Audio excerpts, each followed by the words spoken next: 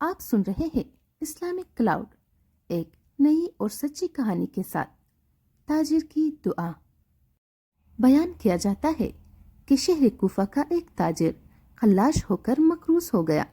نوبت یہاں تک پہنچی کہ اس نے بازار جانا چھوڑ دیا اور قرض خواہوں کے مطالبے سے بچنے کے لیے گھر میں رہنے لگا۔ ایک رات اس نے اپنے سابقہ اور موجودہ حالات کا ذہن میں موازنہ کیا تو اسے اپنی اس حالت پر سخت افسوس ہوا، جس سے اسے اپنے سینے میں تکن محسوس ہوئی اور وہ زیادہ دیر تک گھر میں نہ بیٹھ سکا۔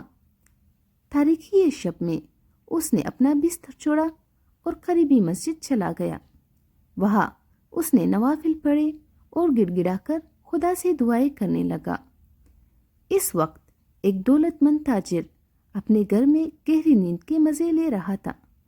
اچانک اسے خواب میں کسی کی یہ صدا سنائی دی، اس وقت ایک شخص اللہ کو پکار رہا ہے اور اس سے اپنے قرض کی ادائیگی کی درخواست کر رہا ہے، لہٰذا تم اٹھو اور اس شخص کا قرض ادا کرو۔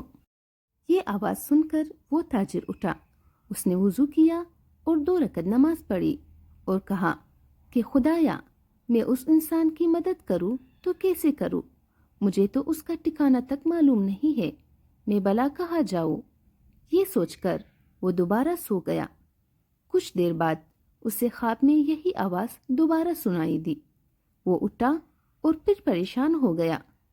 تیسری بار اسے وہی آواز پھر سے سنائی دی۔ تیسری آواز سن کر وہ اٹھا اور اس نے 1000 دینار ساتھ لیے اور اونٹ پر بیٹھ گیا۔ اس نے اونٹ کی مہار چھوڑ دی اور کہا، جس خدا نے مجھے نیند میں ایک آدمی کی مدد کا حکم دیا ہے، وہی اونٹ کو اس کے ٹھکانے پر بھی لے جائے گا۔ اونٹ نے اپنی مرضی سے چلنا شروع کیا۔ اس نے کئی گلیوں کے موڑ کاٹے اور چلتے چلتے ایک مسجد کے سامنے آ کر رک گیا۔ اس شخص نے کان لگائے تو اندر سے مفلس انسان کی تضرع و زاری کی آواز سنائی دیے۔ تاجر آواز کی سمت بڑھا اور اس مفلس انسان کے پاس پہنچ گیا اور اس سے کہا، اللہ نے تمہاری دعا سن لی ہے اور اس نے مجھے تمہاری مدد کے لیے بھیجا ہے۔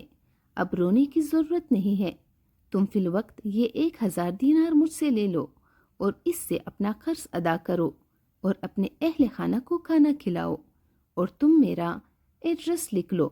آئندہ جب بھی کوئی پریشانی لاحق ہو تو آ کر مجھ سے مل لینا، میں تمہاری مدد کروں گا۔ مفلس تاجر بھی بڑا خوددار تھا۔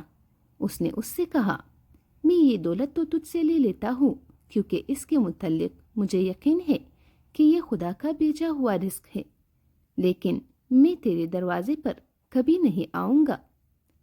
تاجر نے کہا، تو پھر احتیاج کی صورت میں کہاں جاؤ گے؟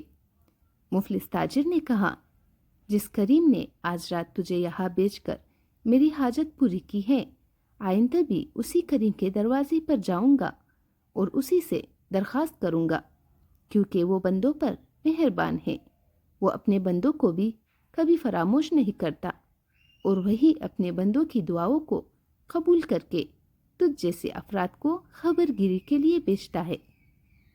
سامعین محترم، اردو کی ایسی مزید سچی واقعات کے لیے میرے چینل کو سبسکرائب کریں۔ میرے چینل پر آپ کو قرآن کی تفسیر کے حوالے سے بھی ویڈیوز ملیں گے۔ والسلام علیکم ورحمۃ اللہ وبرکاتہ۔